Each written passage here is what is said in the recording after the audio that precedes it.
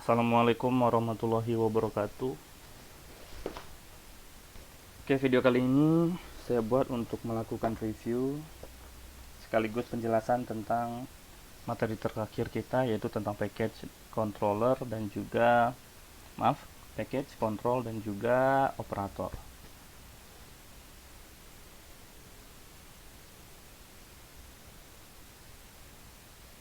Oke, sebelumnya saya mau menjelaskan sedikit tentang project baru yang saya buatkan di NetBeans. Kemarin saya sudah kirimkan juga sebelumnya untuk project yang berjudul Apotek Kita Resource. Di sini saya melakukan penambahan untuk beberapa package-nya sesuai dengan materi kalian, mulai dari kelas dan objek. Ini kalau kalian perhatikan kursor saya yang aktif sekarang, ada abstract interface tambahannya, terus ada kelas dan objek, lalu ada inheritance, juga ada control, baik percabangan maupun perulangan. Berikutnya ada method juga, package dan operator, polymorphism, dan itu saja. Jadi nanti silahkan dicek sendiri package-package-nya yang telah saya kirimkan. Nanti saya kirimkan ulang di Edmodo untuk Apotek Kita Resource. Silahkan dicek kembali package-package barunya sesuai dengan buku yang kalian pegang. Oke, pertama saya mau melakukan review. Kemungkinan video ini akan ada 2 atau 3 part, tergantung panjangnya saya menjelaskan. Saya tidak ingin juga videonya terlalu lama-lama ya. Oke, yang pertama kita membahas kembali lagi tentang apa itu object oriented program. Jadi sebenarnya object oriented program itu kalian tidak perlu berpikir yang ribet, nggak perlu yang jelimet untuk mikirinnya. Object oriented program, kalau kita bahasa Indonesia kan berarti program yang berorientasi kepada objek. Nah, mungkin untuk kata program dan objek kalian paham lah. Berorientasi, mungkin secara arti kata kalian bisa tahu berorientasi dia mengarah kemana, tapi maksudnya berorientasi itu apa? Nah, itu jadi pertanyaannya. Jadi maksud dari berorientasi program ini, berorientasi objek ini adalah setiap program yang kalian buat, misalnya saya contohkan, saya membuka sebuah file di sini. Contohkan kira-kira kita ambil saja DML ya. Misalnya di insert. Oke. Di sini kalian bisa melihat saya membuat sebuah public class atau sebuah kelas, kita katakan secara umum adalah insert db nama kelasnya. Nah, kelas ini kalau kalian perhatikan juga ada tanda kurung kerawal buka dan tutup. Kalau di NetBeans itu akan berwarna kuning, dia akan langsung menunjukkan pasangannya sekaligus. Yang ada di dalam kelas ini itu adalah semuanya adalah body program atau badan program. Nah, badan program tersebut yang ada di dalam kelas bisa saja seperti nilai koneksi, seperti nilai statement, nilai string dan lain-lain yang ada di sini, baik itu fungsi, seperti ini ada fungsi main dan lain-lain, bisa kita akses atau bisa kita ambil melalui kelas lain. Ini kan kelas insert db. Bisa saja saya mau ngambilnya dari kelas select db. Nah, bagaimana pertanyaannya? Saya mengambil data yang ada di insert db melalui select db. Nah, cara mereka mengambil data tersebut, misalnya select db minta data ke insert db. Nah, cara dia meminta data itulah yang kita sebut dengan object oriented program. Masih gamblang. Jadi maksudnya setiap kelas, setiap project atau setiap aplikasi yang kalian tulis sintaknya seperti ini akan dibentuk dalam bentuk objek-objek nantinya. Kita ambil contoh di sini untuk package, kelas, dan objek. Oke. Kalian perhatikan yang ada di baris 23 yang saya blok sekarang. Ini adalah pembuatan objek, contoh membuat objek. Nah, objek obj class merupakan objek yang kita buat dari contoh kelas atau diri dia sendiri. Kelas contoh kelas.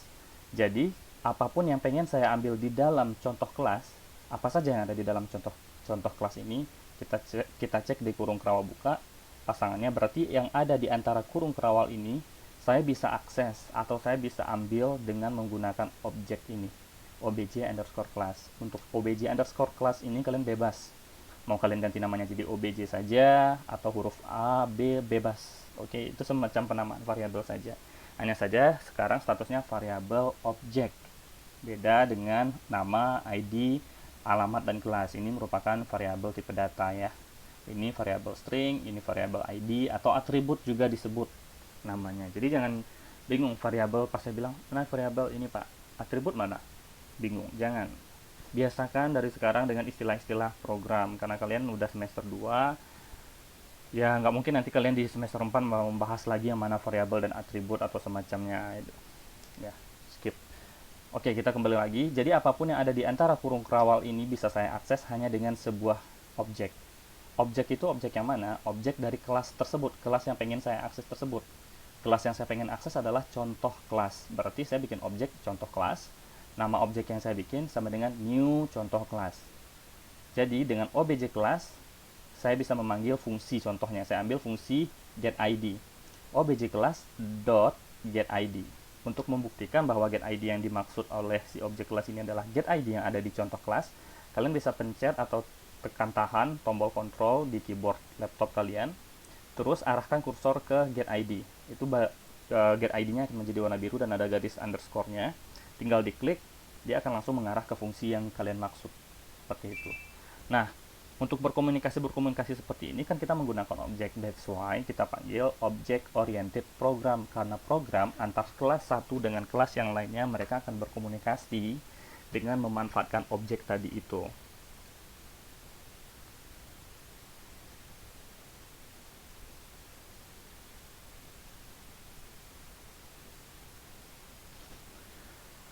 Oke, seperti itu kurang lebih ya untuk review sedikit tentang apa itu OOP. Lalu apa lagi? Coba saya cek bukunya dulu.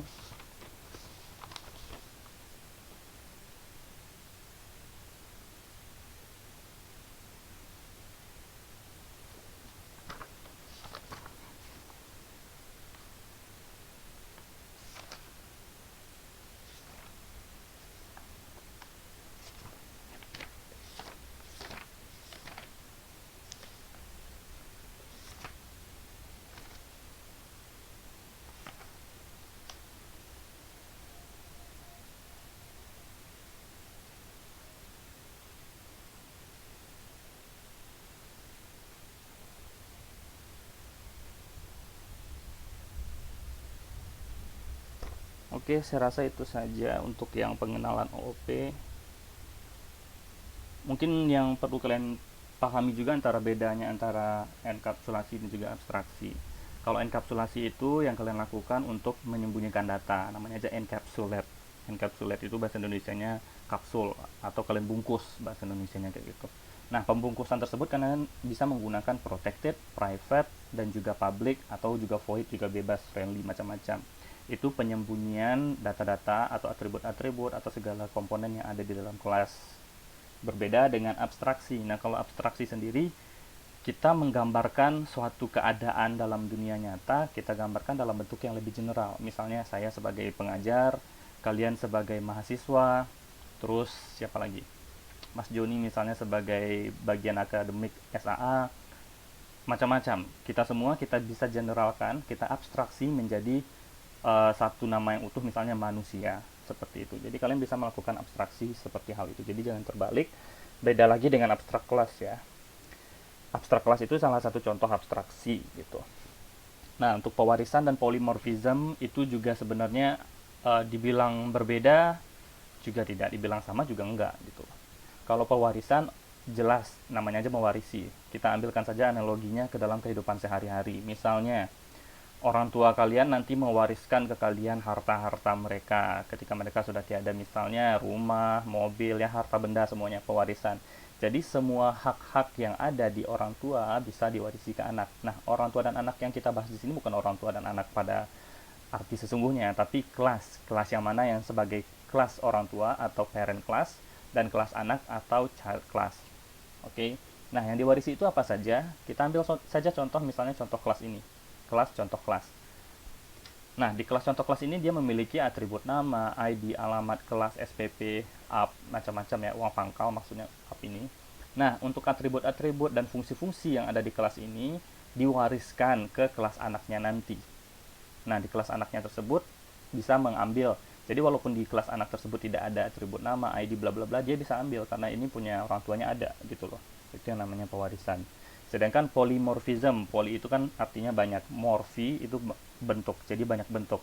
Dalam artian banyak bentuk di sini adalah ketika di sebuah kelas induk ada suatu fungsi, terus di anak juga di suatu kelas, maaf, di suatu kelas ada suatu fungsi, terus kita bikin fungsi dengan nama yang sama, itu boleh, asalkan kalian harus membedakan beberapa hal seperti jumlah atribut parameternya, urutan tipe data parameternya, dan satu lagi apa? Saya lupa. Silakan dibaca aja di buku. Ada peraturannya kalau nggak salah 3. Urutan, jumlah, dan juga tipe data. Ada 3 itu. Itu yang harus kalian bedakan antara polymorphism dan pewarisan. Terus muncul pertanyaan, kalau di polymorphism apakah sudah terhitung juga sebagai pewarisan? Bisa saja kalau kalian mewarisi ke kelas anaknya. Jadi bisa di-combine, nggak harus, oh polymorphism aja dibikin. Pewarisan aja, nggak harus. Kalian bisa mengcombine setiap fitur-fitur yang ada.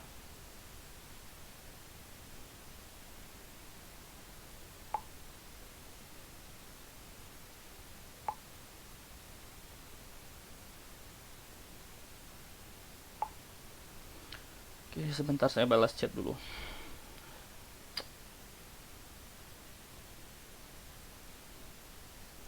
Oke, kita lanjutkan.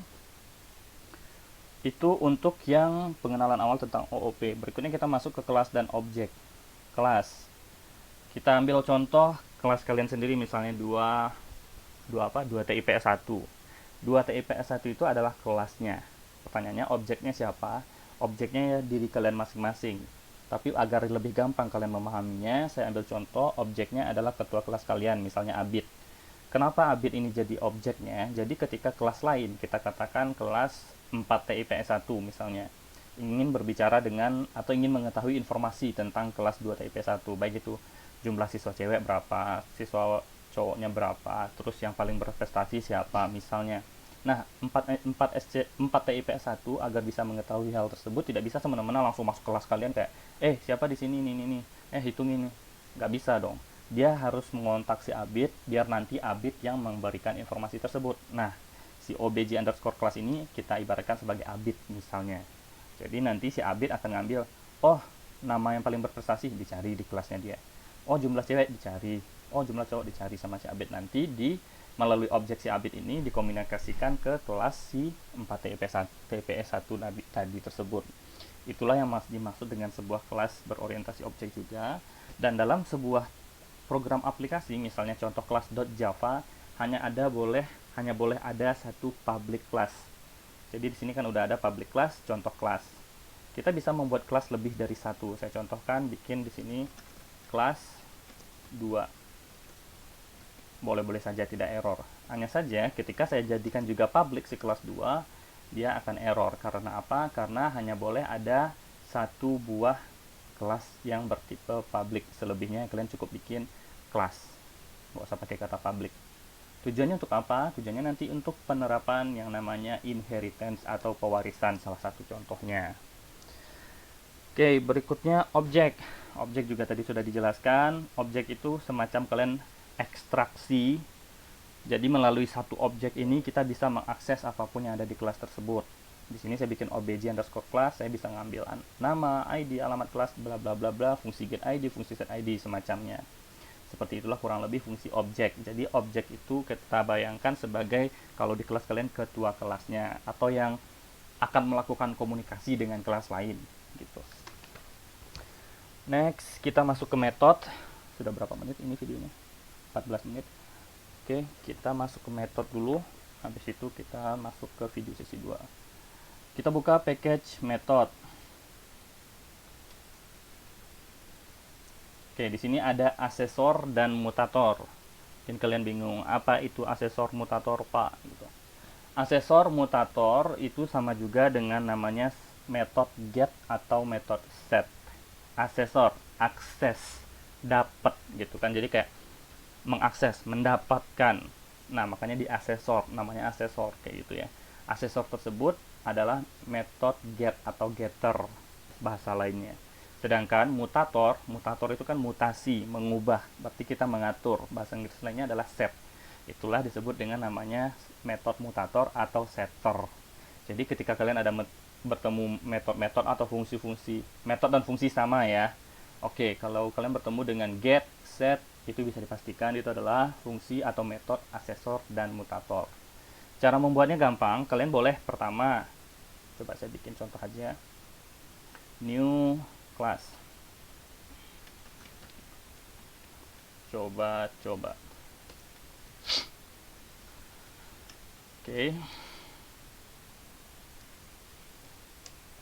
Ini dalam keadaan masih kosong. Kalian bisa bikin, contohnya kita bikin atribut atau variabel nama, string nama, terus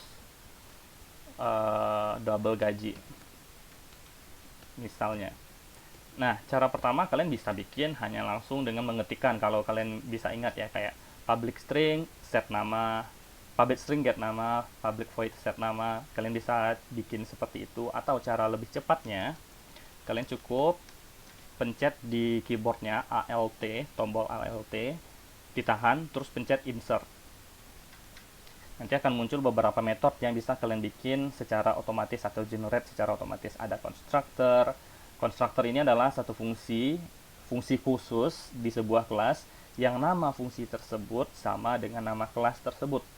Dan fungsinya biasanya adalah constructor ini akan secara otomatis dijalankan ketika program atau kelas tersebut dijalankan. Oke, itu pembahasannya ada di buku juga, silahkan dibaca.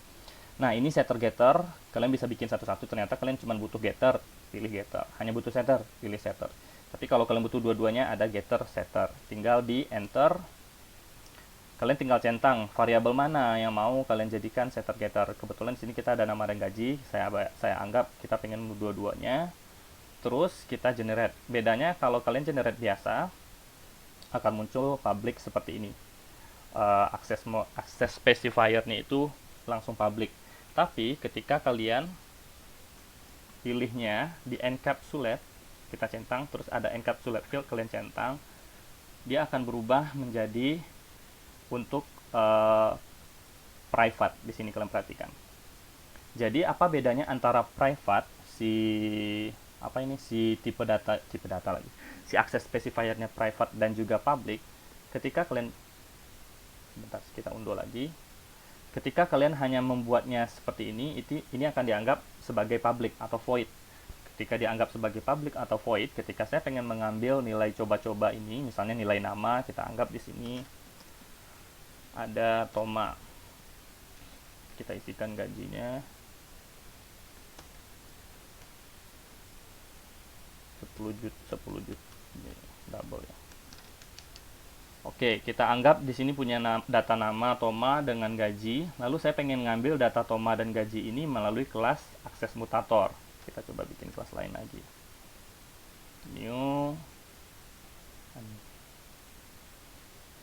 New class akses coba.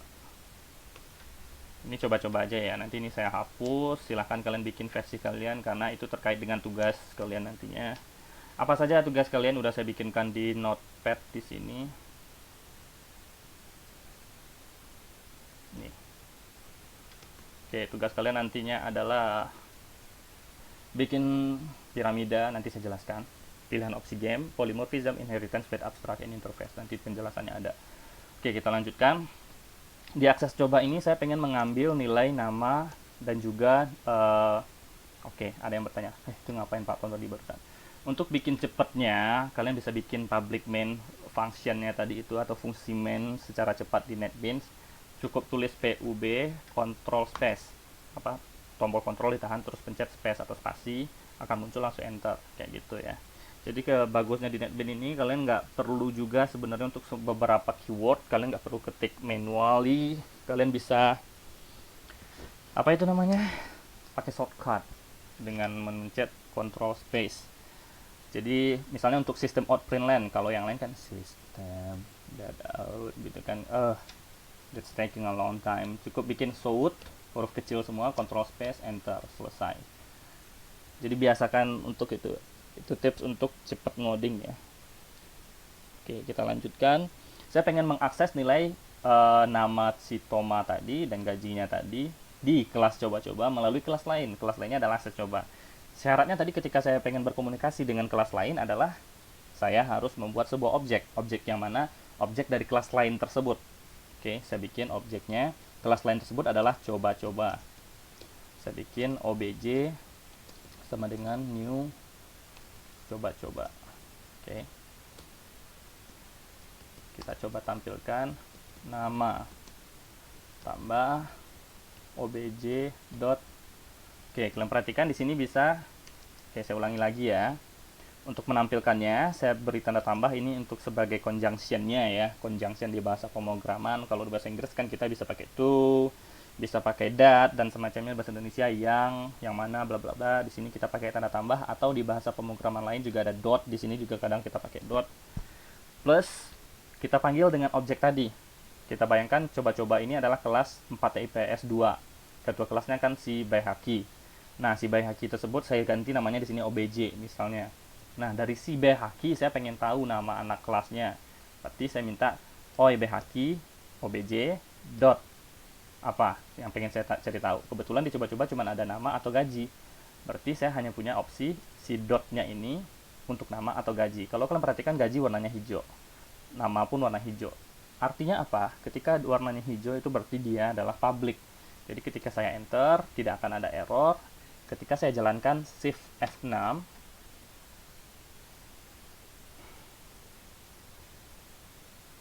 oke, lagi loading.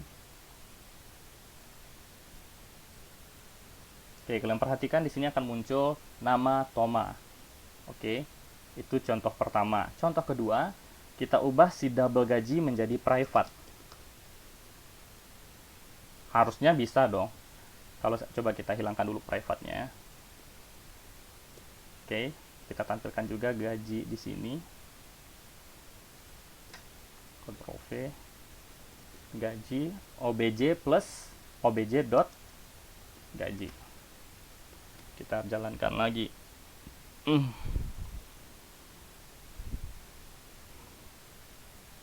Oke, itu muncul ada nama Toma gaji 10 juta. Nanti kalian silahkan cari cara konversi agar munculnya tidak dalam bentuk angka heksa seperti ini ya. Oke, kita lanjutkan kembali. Kalau kalian perhatikan masih aman saja. Tidak ada saya ubah-ubah di akses coba. Coba kita masuk ke kelas coba-coba, terus saya ganti si gaji tadi yang awalnya void, kita ubah menjadi private. Oke, kita kembali, dia otomatis akan merah. Si gaji tadi. Kenapa? Untuk mencari tahu errornya apa. Kalian jangan panik, Pak, merah-merah programnya, Pak. Kalian tinggal klik si lampu kuning yang ada merahnya. Itu udah ada muncul tulisan pop-up di sini, kalian perhatikan. Gaji has private access in coba-coba. Itu yang dimaksud private, public, protected. Kalian pahami lagi deh. Kalau private bisa diakses oleh siapa aja, protected bisa diakses siapa saja, public siapa saja. Nah, muncul pertanyaan, terus gimana dong Pak cara aksesnya kalau seandainya saya sudah terlanjur atau si program itu tersebut memang dibikinnya private. Kita bayangkan di sini juga private. Otomatis si nama juga akan error karena nama tiba-tiba juga jadi private. That's why kita perlu yang namanya setter getter tadi. Kita bikin dulu. Generate. Oke, saya sudah punya fungsi get nama, get gaji. Saya tinggal pilih di sini untuk diakses coba, saya tidak langsung menuju atau merujuk ke nama variabelnya, bukan. Tapi saya merujuk ke fungsi yang menampilkan nama nilai variabelnya. Kita perhatikan di coba-coba.java, untuk mendapatkan nama, saya pakai fungsi get nama. Coba perhatikan, fungsi get nama adalah dari baris 7 sampai baris 9. Di fungsi get nama, return, berarti kembalikan nama. Nama yang mana? Ya si Toma. Ketika saya panggil fungsi get gaji, return gaji. Gaji yang mana yang 10 juta. Jadi, secara gampangnya, kita mengaksesnya nggak perlu pakai nama variabelnya. Kita akses si fungsinya get nama, get gaji. Errornya hilang. Ketika dijalankan, hasilnya sama. Oke, itu bedanya antara mutator dan juga asesor. Kenapa kalian perlu menggunakan itu? Soalnya kan nanti kalian bikin, Pak, ngapain saya pakai fungsi mutator dan juga asesor tersebut? Toh saya bisa manggil obj.nama. Yes, memang betul. Kalau tipe data dari variabel yang kalian akses di kelas lain tersebut adalah public. Tapi kalau private, how? Kita menggunakan fungsi yang disediakan oleh kelas tersebut untuk mengakses variabel tersebut, yaitulah fungsi mutator dan asesor. Oke, kurang lebih itu yang untuk metode. Apalagi ya? Ya, itu dulu saja. Waktu videonya sudah lumayan panjang. Kita lanjut di part 2 videonya. Sekian untuk sesi pertama. Terima kasih. Assalamualaikum warahmatullahi wabarakatuh.